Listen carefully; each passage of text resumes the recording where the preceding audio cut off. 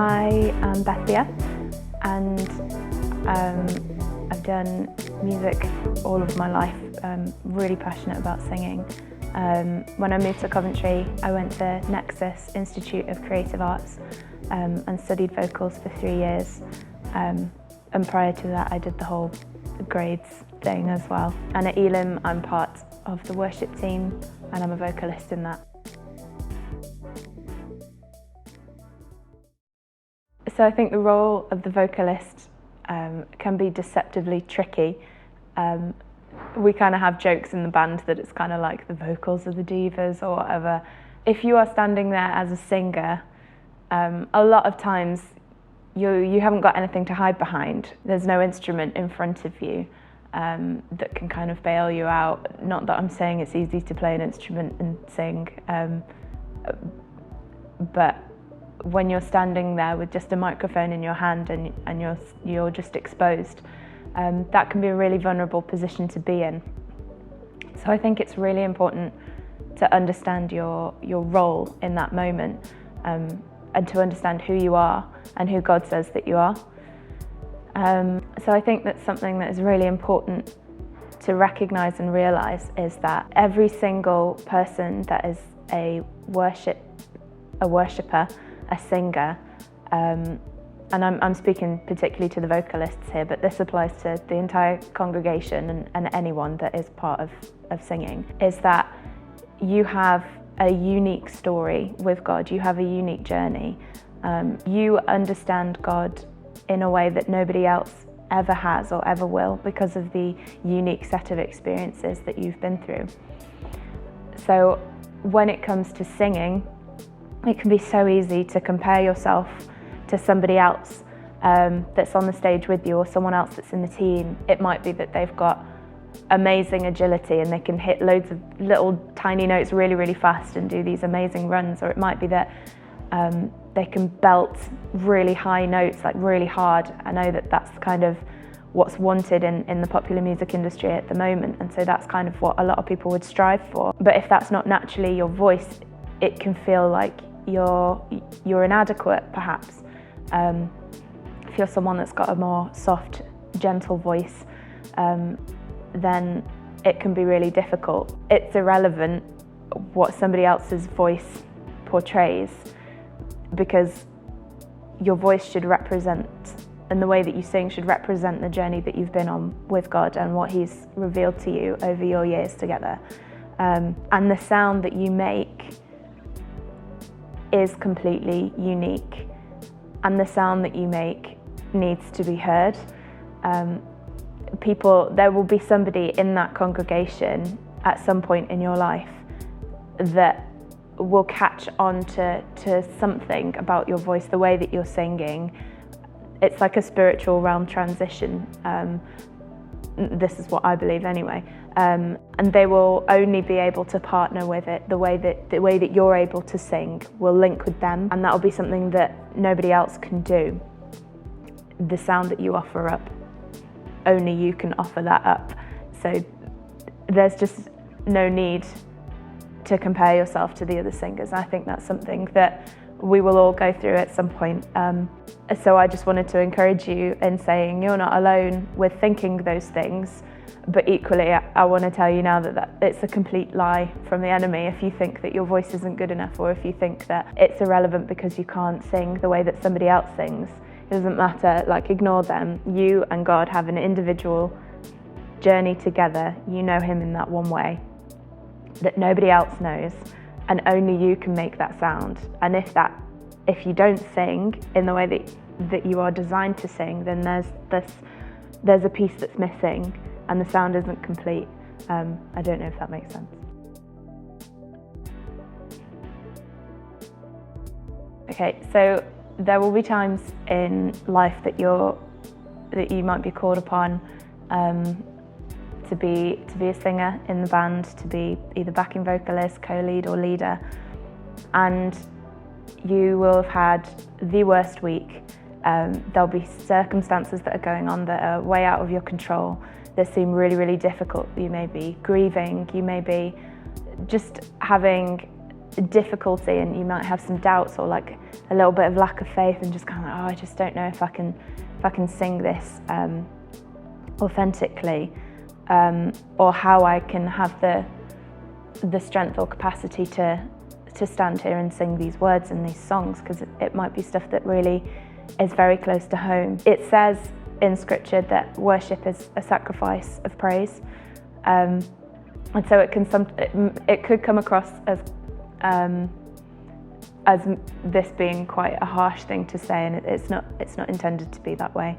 But when you feel like that, and when you're going through those really dark times, those difficult times, those valleys, those storms, actually then when you bring that offering of praise, that sound is a sacrifice, and it is something that is beautiful because you're singing in spite of those things. And it could be that you're standing there on the verge of tears, not knowing how to sing a song about healing when you have a family member that's dying.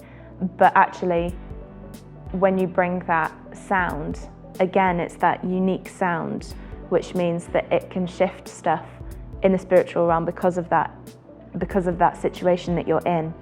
And that will be able to connect with other people that are in the congregation and actually cause some freedom or cause some hope or cause some shifting in a way that somebody who's not going through that would never ever be able to sing those lyrics. And it's not because they aren't a good singer, it's because they are not having that experience in their life. They'll have other experiences in their life that they can sing into in a unique and in a potent way. But it can be really hard to stand there and sing when you're feeling like that. So what I wanted to say is that, one, don't be afraid to try. Don't think that you're not worthy to be standing up there because that's how you're feeling. If it's genuinely something that's just too much for you, then don't worry about just saying no. But equally, if you can get up there and sing, one, you have a whole other team around you, and they should and hopefully do love and support you, and they're not going to leave you hanging. They'll be there. That's when that whole team thing comes into play. But also, if you feel like you're gonna cry, like, that's okay. That's something that's beautiful, and that is something that is a sacrificial offering of praise. It can be hard to stand there. Don't take this the wrong way, but it shouldn't be easy to stand and sing. It should be a sacrifice. It should be something that is a workout or hard. And what I mean by that is, this isn't karaoke. This isn't us standing and singing a cover of a song. It's not about that. It's about worshipping the King who's done immeasurably more than we could ever imagine or understand. And he is worthy of our praise. I mean, he died on the cross for us, so us singing a song back to him kind of doesn't really compare. But I'm not belittling that there can be really tough times. I've personally had to stand up and sing when I've been in the midst of ridiculous storms. There have been multiple difficult diagnoses in my family and a death in my family. And I was singing at an encounter evening, and I literally was praying to God, give me the strength to stand, because I was holding onto the microphone stand and I was literally shaking, thinking I can't hold myself up under the weight of this grief and this difficulty. But actually a lot of what we were singing about that evening was about victory, and was about healing, and was about how God is still worthy to be praised, and that I'd seen him do things in life before and I'll see him do that again. And I thought it was just really important that I would stand into that and sing into that and declare over these situations. And because I did that, I believe that wasn't just over the situations that I was going through, but that will have rippled across to other people in the congregation. And when you partner with the different instruments and the voices and the stories that everybody else brings, that creates this sound that echoes in the heavens, and it's not something that can be replicated by singing karaoke for the sake of singing something. When we stand up and sing, we're not singing for the sake of singing. We're singing because we're worshipping and we're offering something back to God, recognizing just a small part in our understanding of who he is and what he's done for us, whatever the cost. because he paid the ultimate price for us, to sing with an authentic sound of who you are, warts and all, whether it's raw, whether it's tearful, whether it sounds pretty or not. That's all beautiful to God because you're bringing him a part of your life, and that is a sacrificial offering of praise.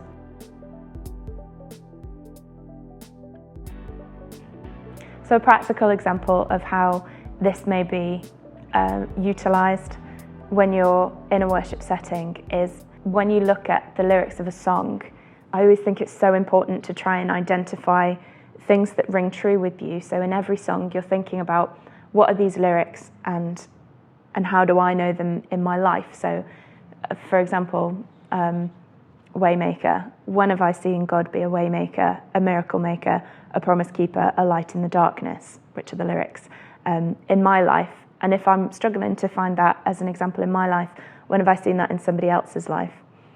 And if you call those things to mind, suddenly when you sing it and you're remembering those things before God and you're bringing that as a sound, it has a different meaning. But you can also reflect that in the way that you sing it. So it may be that in your life you have known God as somebody that has brought victory in your life, that has sort of like set you free from something, that has had a massive, powerful impact and effect in you.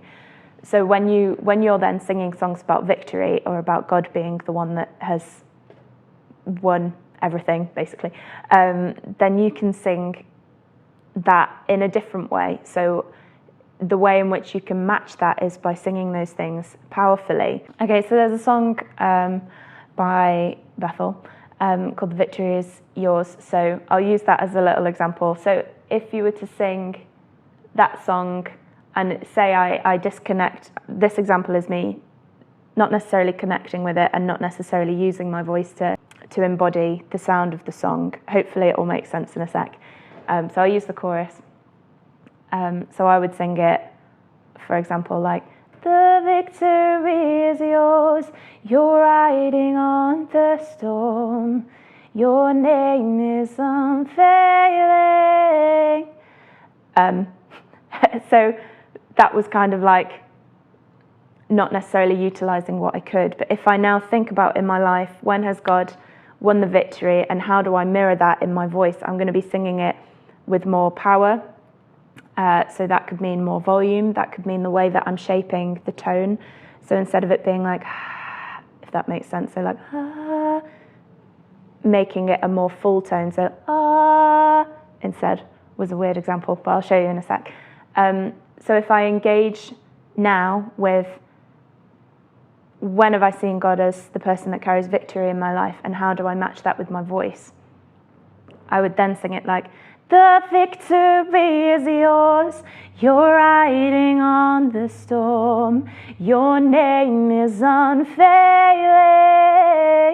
So there's just that difference in tone.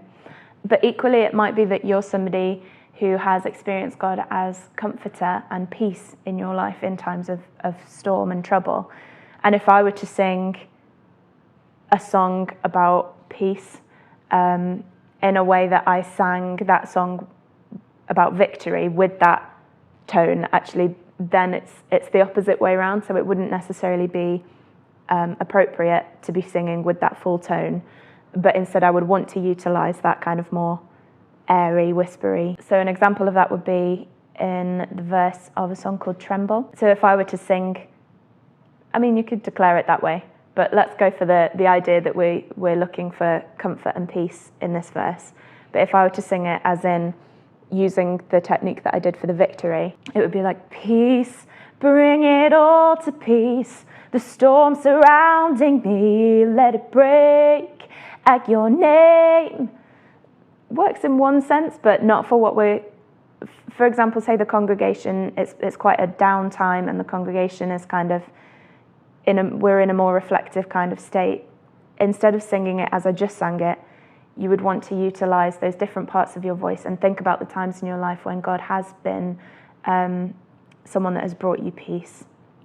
So you bring those things to mind and instead you sing it like, peace, bring it all to peace. The storm surrounding me, let it break at your name still, etc. So hopefully that makes sense. You can do that with all kinds of different things. So if you, for example, if you were addressing God as King, it would sound different to if you were addressing God as Father. In the same way you'd speak to a king one way, you wouldn't necessarily speak to them the same way as you would your father. So it's kind of thinking about the different characteristics of God, thinking about how you've seen that in your life, and thinking about how you can sing that out, but also reflect that sound in the way that you're singing it with your story, your testimony, and your identity through what God's done in your life and how He's partnered with you to create your unique and important sound that is authentic. Your authentic sound. That was what I was going to say.